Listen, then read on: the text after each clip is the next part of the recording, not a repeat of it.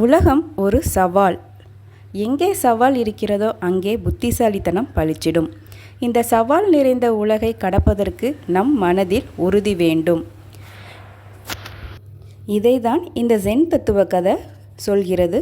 வாங்க கதை கேட்கலாம்.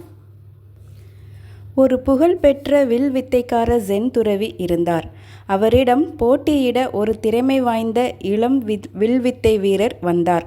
துறவிக்கு அந்த இளைஞர் சவால் விடக்கூடிய அளவில் பலவிதமான வில்வித்தை திறமைகளை காட்டினார். ஒருவரை ஒருவர் வெல்ல முடியாத அளவிற்கு மிக பலமான போட்டியாக அது அமைந்திருந்தது. இருவரும் பல போட்டிகளிலும் வென்று முன்னேறினர். தொலைவில் இருக்கும் ஒரு காளை மாட்டு பொம்மையின் சிவந்த கண்ணில் மிக சரியாக முதல் அம்பை செலுத்தினார் இளைஞன். கூட்டத்தினர் இதை பார்த்து ஆரவாரம் செய்தனர். அவன் மற்றொரு அம்பை செலுத்தி கண்ணில் குத்தியிருந்த அம்பை இரண்டாக பிளந்து காட்டினான். இந்த வில்வித்தையை கண்டு அனைவருமே ஒரு கணம் மூச்சுவிட மறந்து சிலையாகிவிட்டனர்.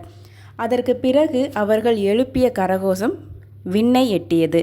இதை பார்த்த ஜென் துறவி, மிக அருமையான உன் திறமையை நிரூபித்தாய். என்னுடன் ஒரு இடத்துக்கு வா, அங்கு வந்து உன் திறமையை காட்டு என்று சொல்லி அவனை அழைத்து போனார். அடக்க முடியாத ஆவலோடு உற்சாகமாக அவரை பின்தொடர்ந்து சென்றான் அந்த இளைஞன். அவர்கள் இருவருமே பெரிய மலை சிகரத்தில் ஏறினர். எங்கே போகிறீர்கள் என்றார் இளைஞன். அவர் புன்னகையோடு முன்னே சென்றார்.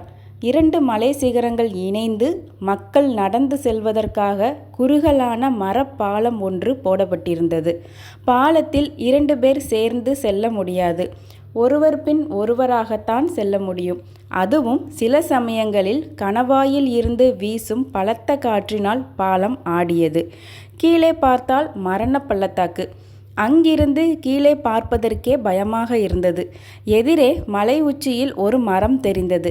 ஜென் துறவி தனது வில்லை எடுத்து அம்பை தொடுத்து மரத்தின் மீது ஒரு அம்பை எய்தார். என்ன ஆச்சரியம்! அது பழத்தை வீழ்த்தியது. இப்போது உன் முறை, உன் திறமையை காட்டு என்றார் இளைஞன் பக்கமாக திரும்பி.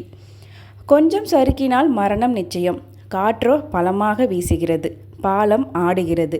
இந்த நிலையில் நடப்பதே மிகவும் கஷ்டம். அப்படி இருக்கும் பொழுது வில்லை எடுத்து அம்பை தொடுத்து குறிபார்ப்பது எப்படி? இளைஞனுக்கு உடல் நடுங்கியது.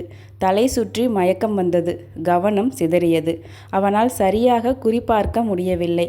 கண்கள் கூசின. அம்பு இலக்கு இல்லாமல் எங்கோ பறந்து மறைந்தது. ஜென் துறவி அவனை அன்போடு தட்டி கொடுத்தார். உன் வில்லில் இருக்கின்ற உறுதி உன் மனதில் இல்லை. அதை வளர்த்துக்கொள் என்றார். இந்த ஜென் கதை மிக அருமையான தத்துவத்தை சொல்கிறது. மன உறுதி இல்லாதவன் உள்ளம் குழம்பிய நீர்நிலைக்கு சமமானது. மன உறுதி இல்லாவிட்டால் எந்த செயலும் சாதிக்க முடியாது என்பதை தான் இந்த ஜென் தத்துவம் கூறுகிறது. மனதில் உறுதியை வளர்த்துக்கொள் என்றுதான் ஜென் தத்துவம் கூறுகிறது. ஆனால் அது எப்படி என்பதை நாம் தான் தேடி முயற்சி செய்து மனதில் உறுதியை வளர்த்து கொள்ள வேண்டும். மீண்டும் இதுபோல் நல்ல ஜென் தத்துவ கதையுடன் நான் உங்களை சந்திக்கிறேன். நன்றி, வணக்கம்.